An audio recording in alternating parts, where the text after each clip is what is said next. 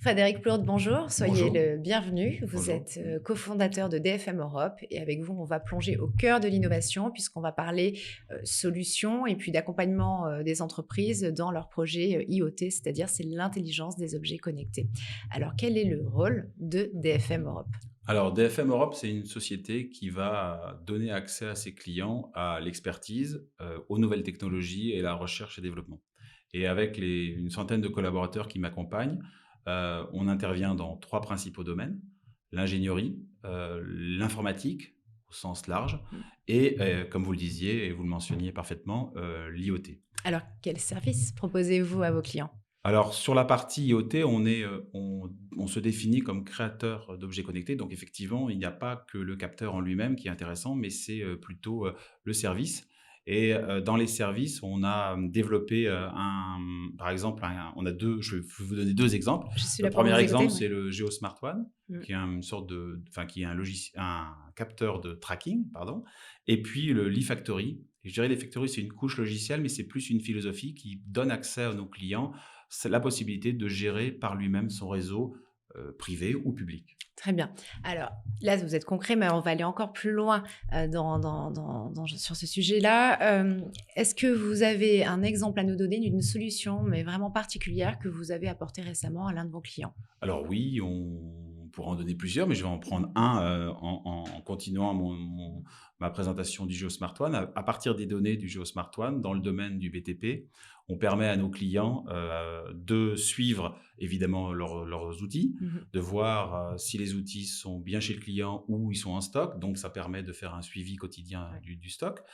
Ça permet aussi, de mesurer l'activité et donc quelque part de tracer, le retour sur investissement de ces différents objets.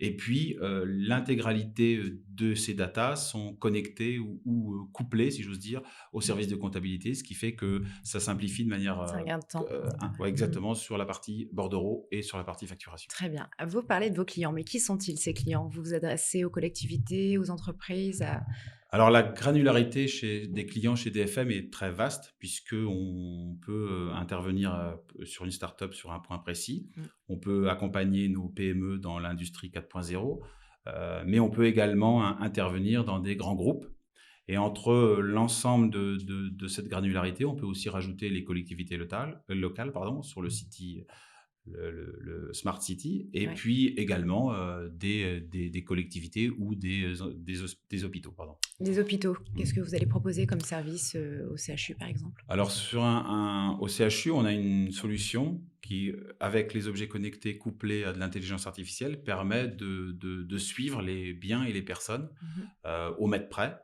Et donc ça permet, comme service, eh bien, de suivre les patients et donc d'éviter que les patients dépassent un périmètre s'ils n'ont pas à le dépasser et aussi, à sécuriser, les objets, pardon, d'une certaine valeur. Très bien.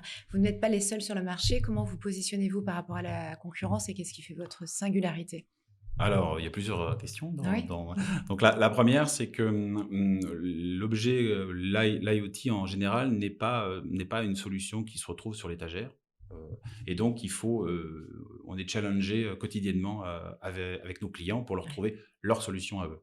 2e chose, l'ADN de l'entreprise, c'est de la recherche. On est des chercheurs avant tout et donc on se challenge nous-mêmes. Donc ce qui fait que toutes ces informations nous permettent, de nous focaliser, de nous renouveler et je vous avoue qu'on ne regarde pas franchement dans le rétroviseur, pour savoir ce qui se fait.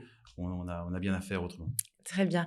Pour conclure, un message à faire passer à ceux qui vous regardent et qui vous écoutent. Oui, bah, toujours merci de m'avoir écouté, c'est déjà une première chose. La deuxième, c'est que, le message à faire passer, c'est qu'il n'y a pas d'innovation si, il s'adresse pas à un grand nombre et la force de DFM, c'est que vous avez une porte d'accès qui donne accès à l'intégralité de l'écosystème, ça c'est une Mhm. première chose et surtout on travaille, pour laisser nos clients autonomes et gérer par eux-mêmes leur système, ce qui leur permet en fait d'éviter, des surcoûts ou des coûts cachés que l'on peut souvent trouver. Donc DFM Europe, en résumé, au service de la démocratisation des solutions, on peut dire ça comme Ça ça. peut être une belle mission effectivement, oui. Très bien. Merci Frédéric Plourde. Bah, merci Annabelle.